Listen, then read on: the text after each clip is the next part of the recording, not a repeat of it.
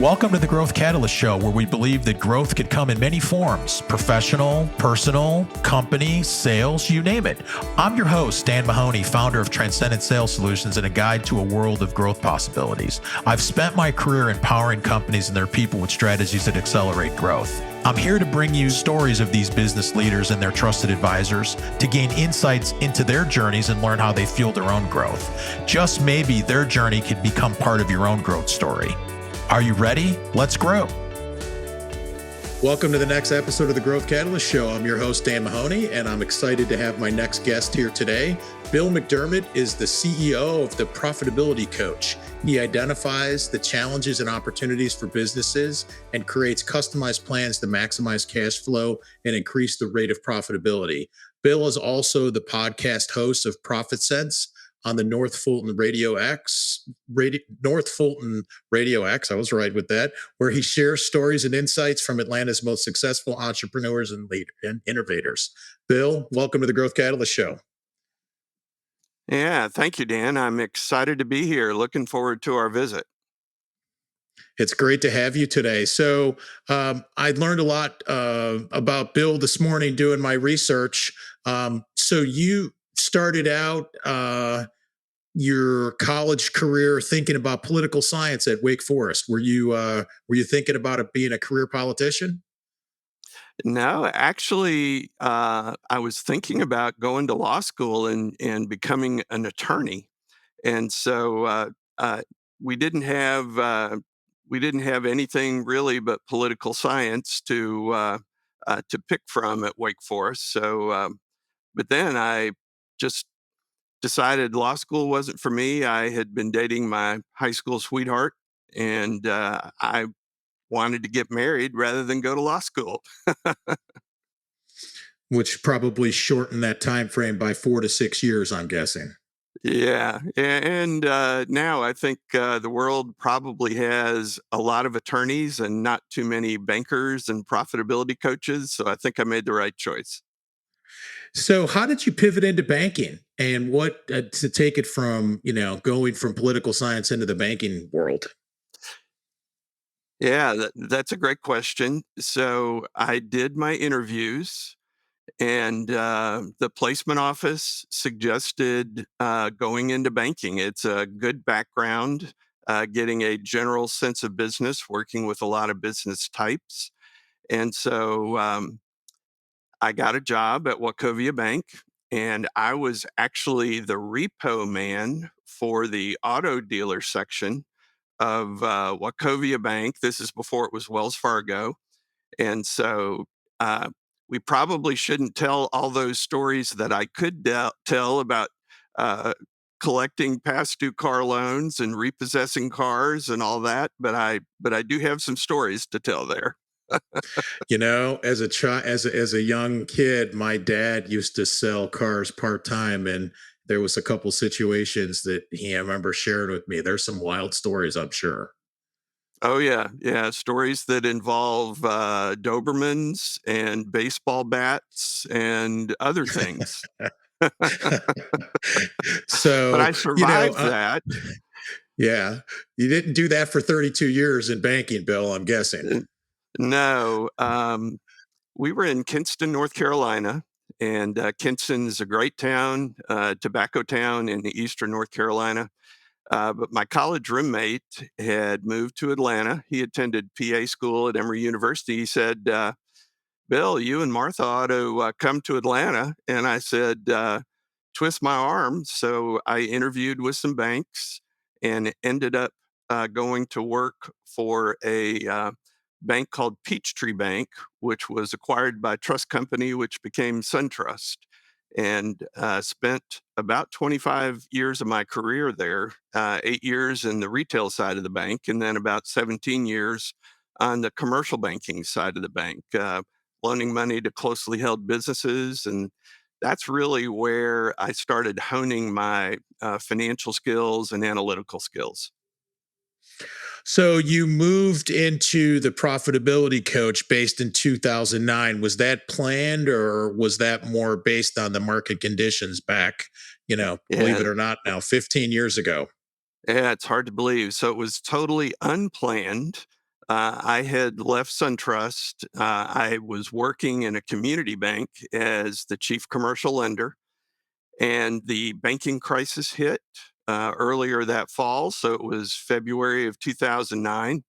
And the CEO walked in one day and said, "Bill, you're doing a fabulous job, but we got to cut costs, and you've got a big salary.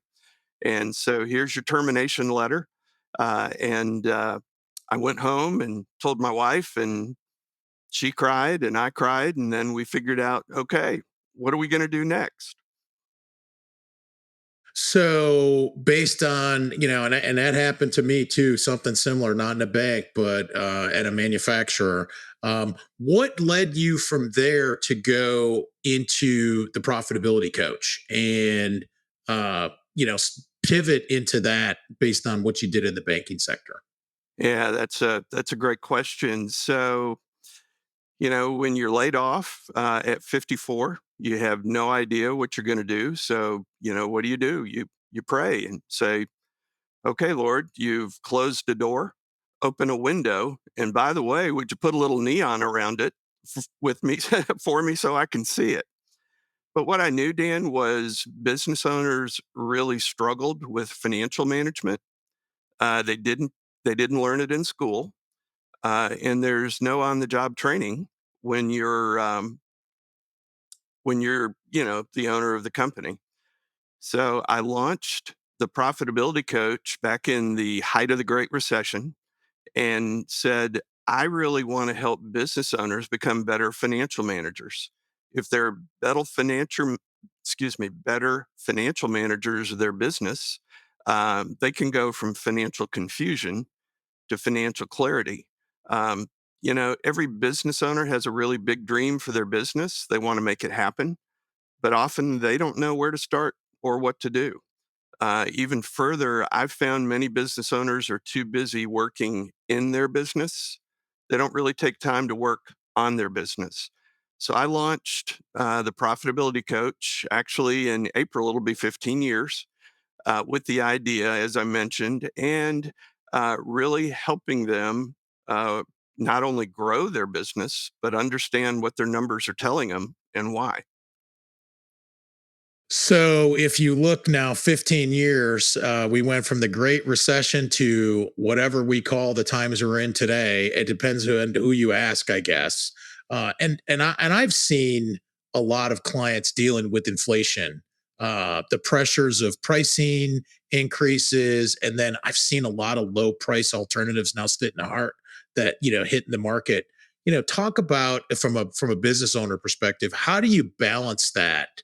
Of the inflation and I was talking to a client the other day about, not all revenue is actually good revenue.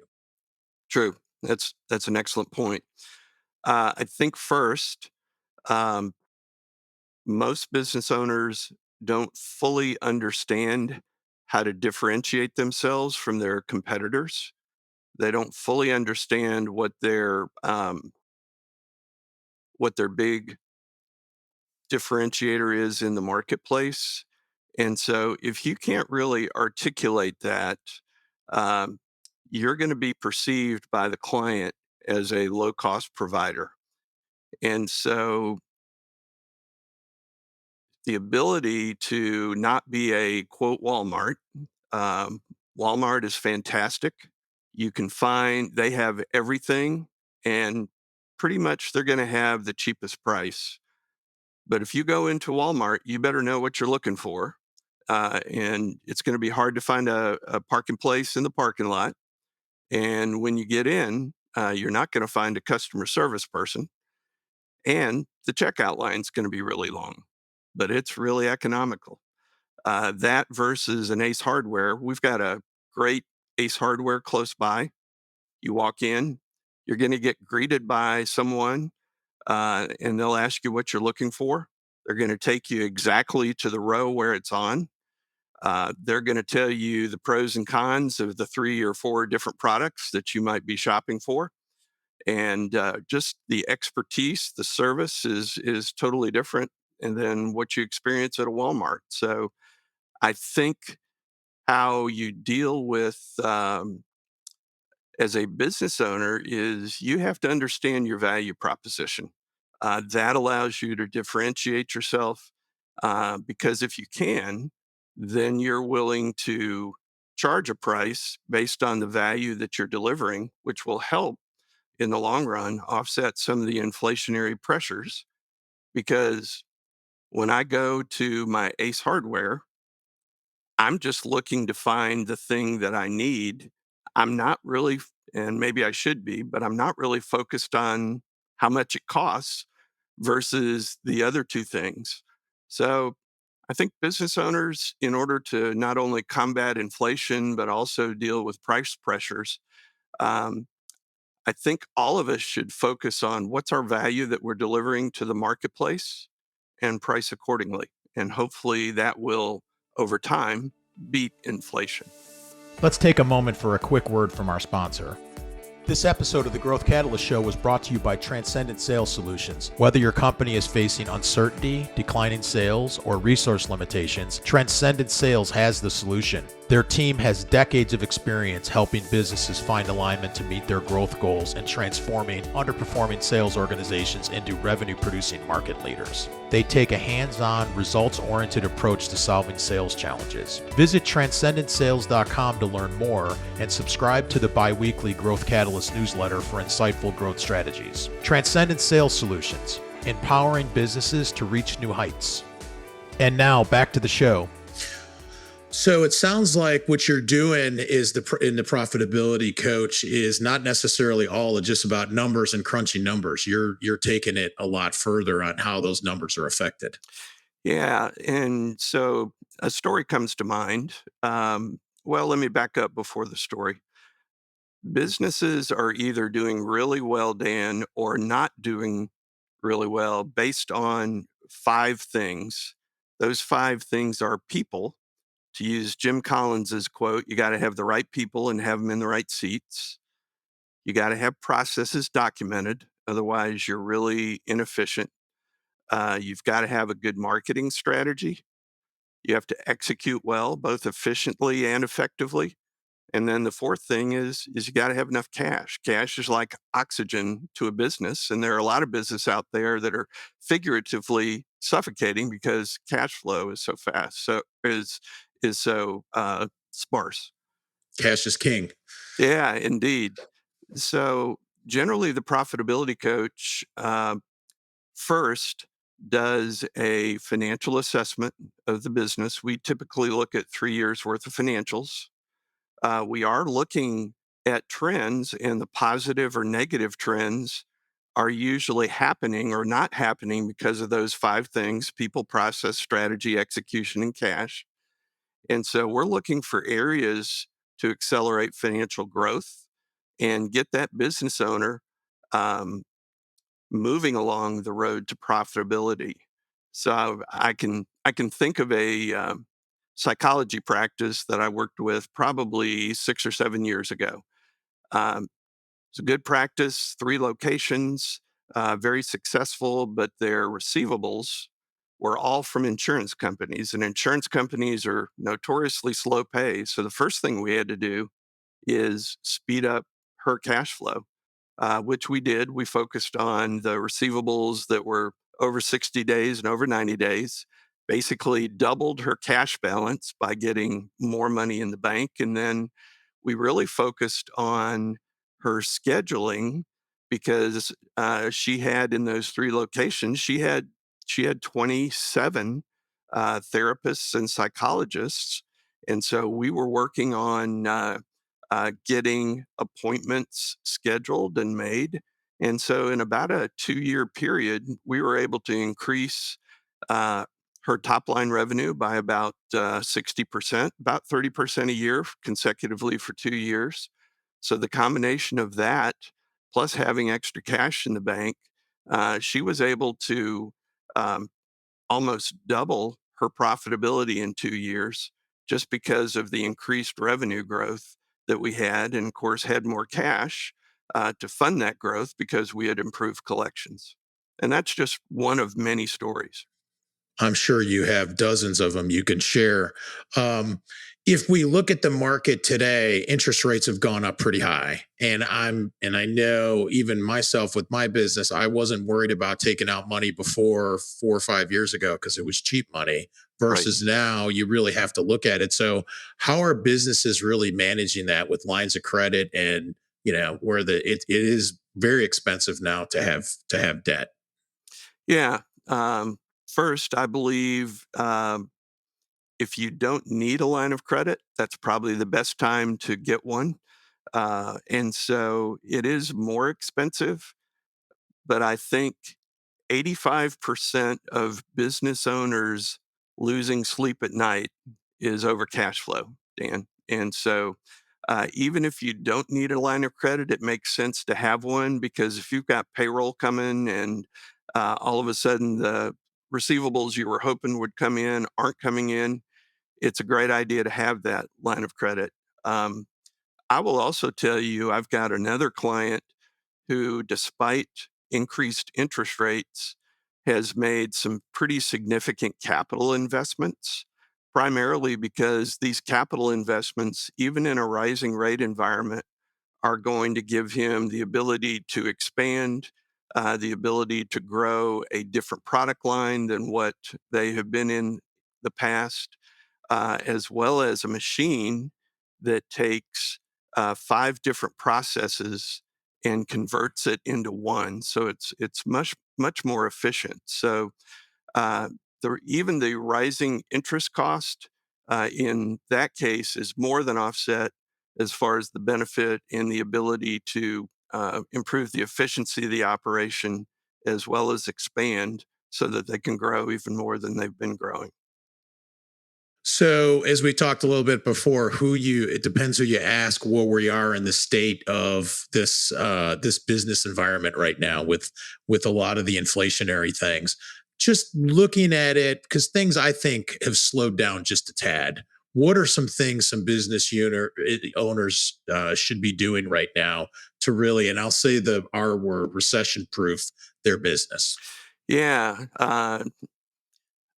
I've been through, I think, 7 recessions in my career, maybe. So some of them are more difficult than others. But I think the first thing I would say is, to the extent that you can, when the economy is feeding you lemons, make lemonade. There's got to be something that you can do to pivot your business. For example, restaurants all of a sudden adopted curbside pickup during COVID.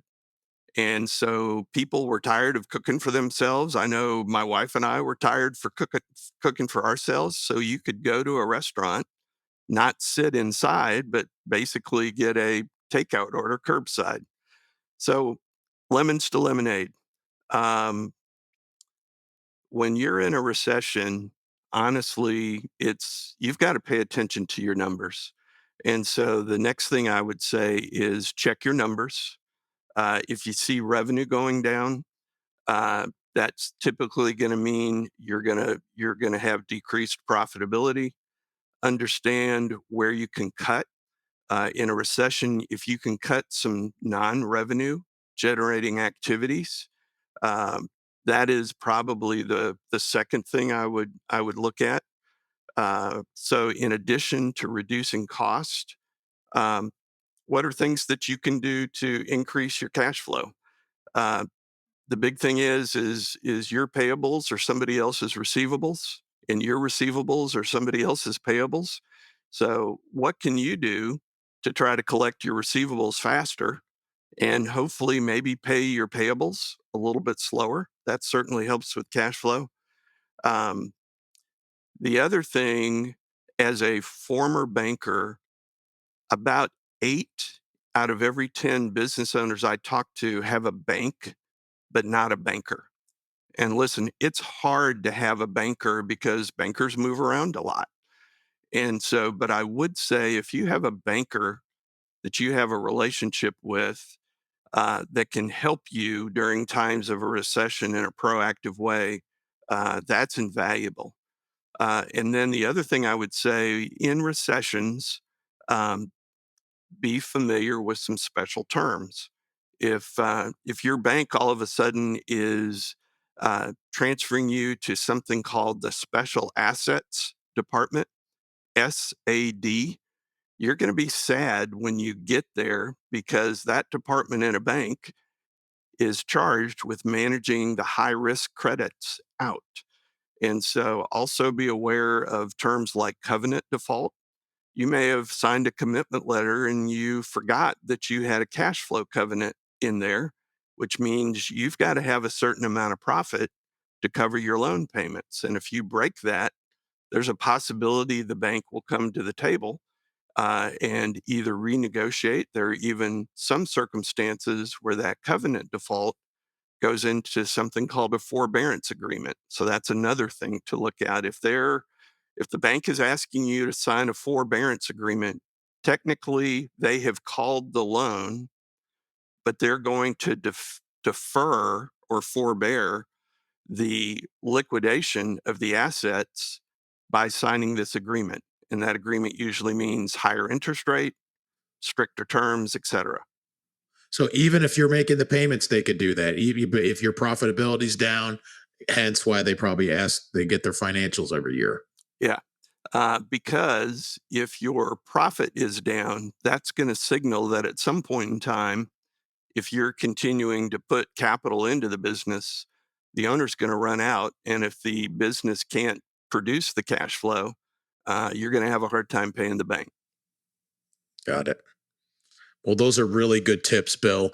I wanted to ask you before, this has been a great conversation. Talk a little bit about your podcast, The Profit Sense. I've been blessed to be a guest on the show. Tell us a little bit about it and what you're doing on the show with Business Radio X. Yeah, thank you. And by the way, you were a great guest on the show because I think, Dan, what I think you do is so invaluable. Uh, I remember when you came on just talking about different strategies of how businesses grow and expand their sales team. That was some good information. But Profit Sense was born out of the idea that there are many people just like me who are fed up with corporate America. They're laid off and they want to become entrepreneurs. I was going to be a career banker, but I think there was some divine plan where I had to get laid off to get pointed in the right direction. So Profit Sense exists as uh, a way to encourage individuals who are thinking about entrepreneurship to do that. The other thing is uh, Profit Sense also exists to hear stories of how business owners have struggled but also achieved.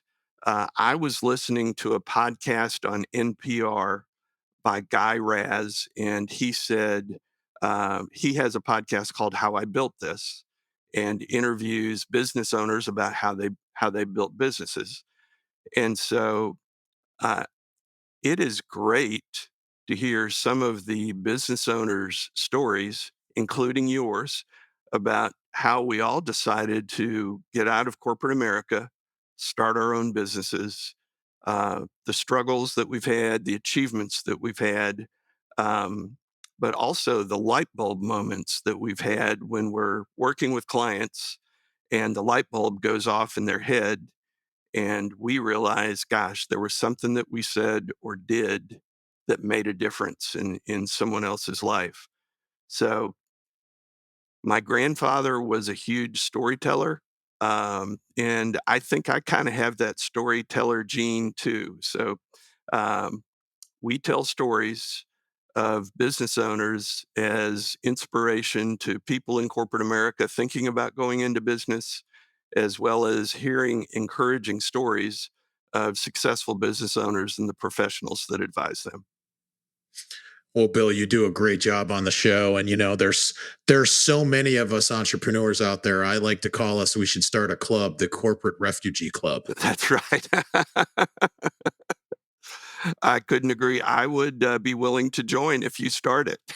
We're gonna start up as maybe charter members and get something going.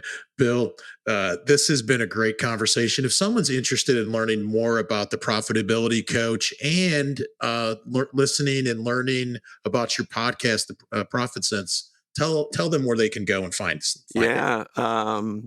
Probably the best way for the Profitability Coach is go to profitabilitycoach.net. That's our website.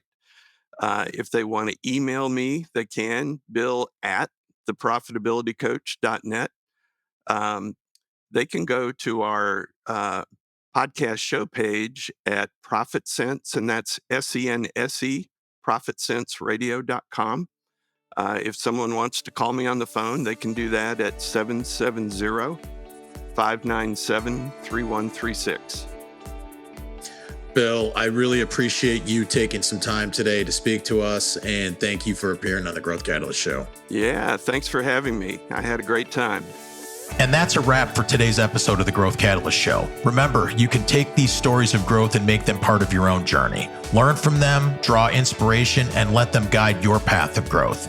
I'm your host, Dan Mahoney, and I look forward to our next journey together. If you've enjoyed the show, please subscribe and leave a review. Until next time, keep growing.